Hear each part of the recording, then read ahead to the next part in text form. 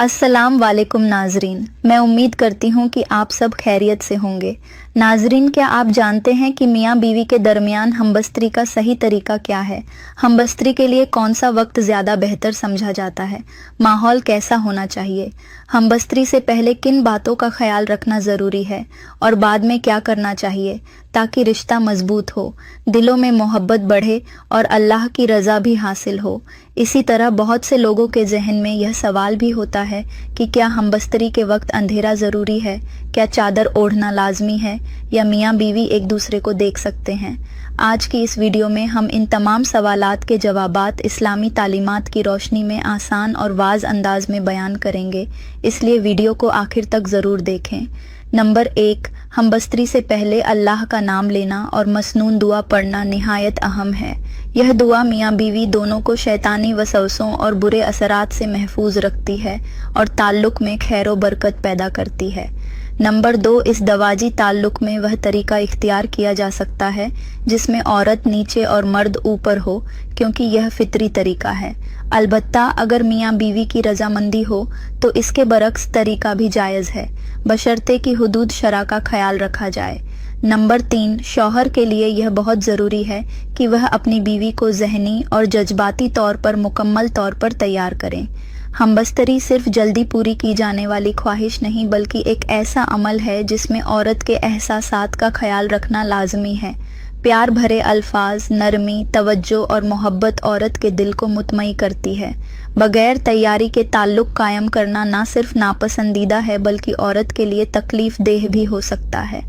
Number 4, शौहर के लिए यह जायज़ है कि वो अपनी बीवी के जिस्म से मोहब्बत और कुर्बत का इजहार करें, सर से लेकर पाँव तक जहाँ शरीयत ने मना नहीं फरमाया।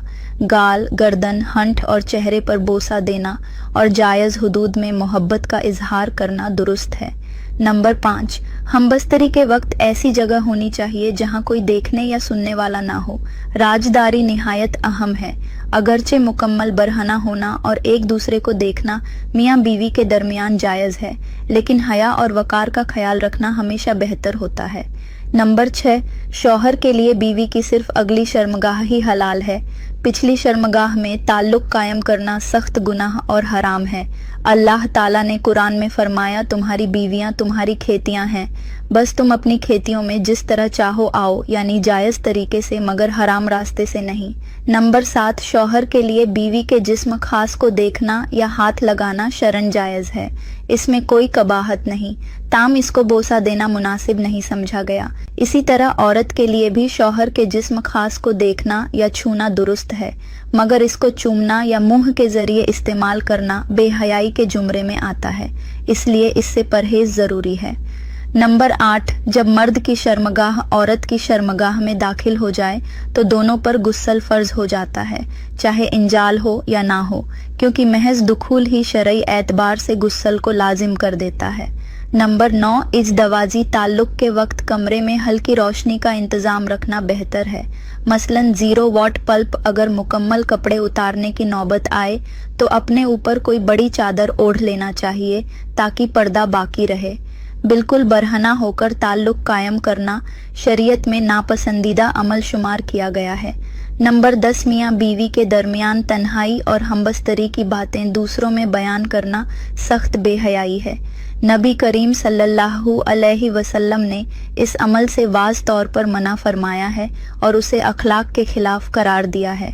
नंबर 11, अगर शौहर बीवी से पहले अपनी ख्वाहिश पूरी कर ले तो उसे फ़ौरन अलग नहीं होना चाहिए, बल्कि बीवी के फारग होने तक उसके साथ तवज्जो और मोहब्बत के साथ मशगूल रहे। इसी तरह ताल्लुक़ से पहले औरत को ज़हनी और जिस्मानी तौर पर पूरी तरह आमादा करना भी ज़रूरी है। नंबर 12, औरत में मर्द के मुकाबले में शहवानी जज्बा ज़्यादा होता है, मगर उस पर हया का गलबा होता है, इसलिए अगर मर्द जल्दी फारग हो जाए तो फ़ौरन बीवी से अलग ना हो बल्कि कुछ देर तवक्कुफ़ करें ताकि बीवी की दिलजुई हो सके। नंबर 13, दौराने मुबाशरत मर्द के लिए बीवी की छाती को मुंह लगाना जायज़ है, लेकिन इस बात का ख्याल रखना ज़रूरी है कि दूध हलक से नीचे ना उतरे, क्योंकि यह नाजायज़ है। अगर गलती से ऐसा हो जाए तो तौबा कर लेनी चाहिए, ताम निकाह पर उसका कोई असर नहीं।